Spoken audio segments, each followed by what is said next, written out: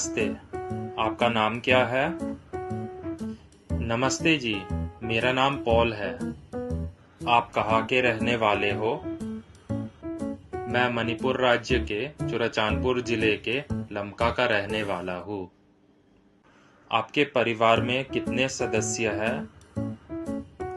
मेरे परिवार में 5 सदस्य हैं। मेरे माता पिता, एक बड़ा भाई, मैं और एक छोटी बहन। आपके माता पिता क्या काम करते हैं? मेरे पिता सरकारी सेवा में काम करते हैं और मेरी माँ गृहिणी है। आप दिल्ली में कब से हो? कितने साल हो चुके हैं? मैं दिल्ली में पिछले 3 साल से रह रहा हूँ। अभी आप दिल्ली में क्या कर रहे हो? मैं दिल्ली विश्वविद्यालय के हिंदू कॉलेज में बीकॉम पढ़ रहा हूँ। कॉलेज से जुड़े पढ़ाई के अलावा आप अपने और कोई शौक बता सकते हो? हाँ, बिल्कुल।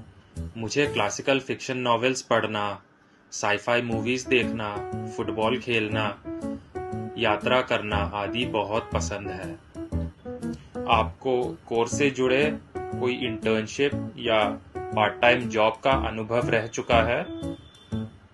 हाँ, मैंने पिछले साल एबीसी एनजीओ के साथ ग्रामीण शिक्षा और विकास की परियोजना में 1 साल तक काम किया था।